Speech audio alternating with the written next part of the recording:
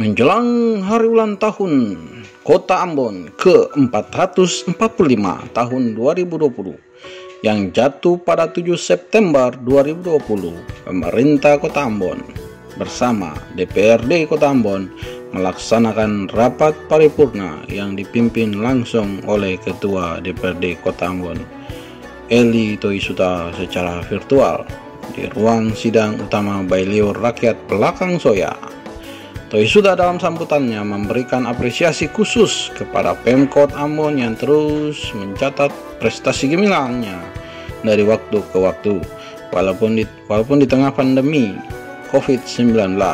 Apresiasi kepada Pemkot Ambon untuk prestasi terakhir di bulan Juli kemarin.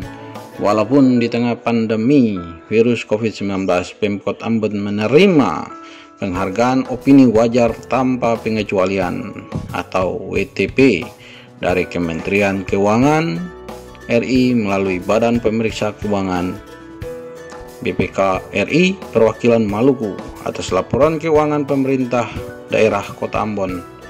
Sungguh saya bangga atas prestasi dan kerja keras pimpinan kota ini bersama ASN di lingkup Pemkot Ambon, ujarnya. Selain itu, Kota Ambon merupakan kota Manise, di mana kita lahir dan dibesarkan, menetap mengabdi dan berkarya sehingga genap berusia 445 tahun, merupakan karunia terbesar Tuhan berikan kepada kota ini dengan segala keindahan alamnya, kota yang menjadi pusat pendidikan dan perdagangan di Provinsi Maluku. Ada kebahagiaan dan kebanggaan tersendiri ketika saya memimpin rapat paripurna menyongsong HUT Kota Ambon tahun 2020, ujarnya. Kebahagiaan dan kebanggaan itu beralasan karena momen ini ada rapat paripurna HUT Kota Ambon yang pertama dalam kapasitasnya saya sebagai Ketua DPRD Kota Ambon periode 2019-2024, katanya.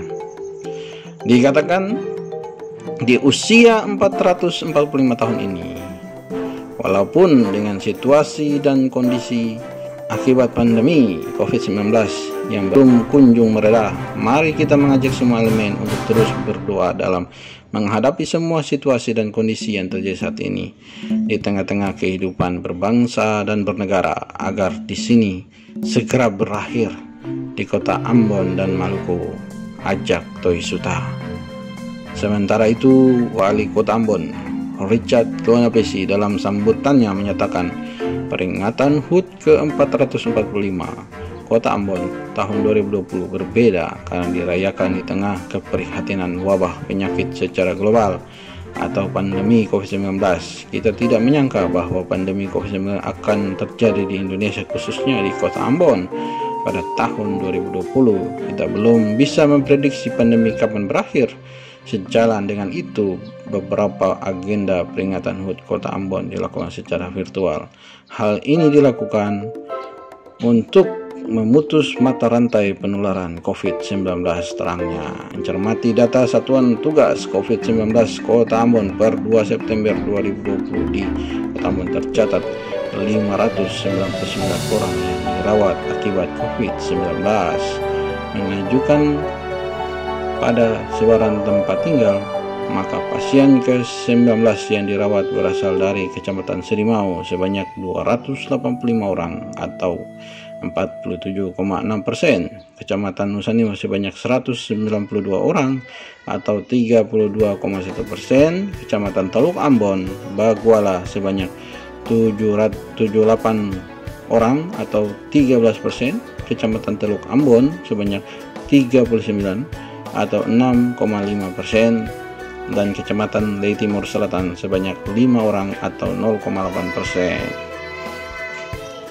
Terdapat di 7 negeri di Kota Ambon tidak ditemukan pasien COVID, yaitu Desa Negeri Lama, Negeri Hugurila, Negeri Kilang, Negeri Naku, Negeri Lehari, Negeri Rutong. Untuk itu terus mewaspadai penularan virus ini, mengingat pergerakan orang dalam daerah atau kawasan dapat berpotensi sebagai perantara dan pembawa pandemi COVID-19 dalam memberikan Dampak nyata secara global di Kota Ambon sendiri, COVID-19 telah berdampak bagi kondisi sosial ekonomi maupun pembangunan daerah secara utuh.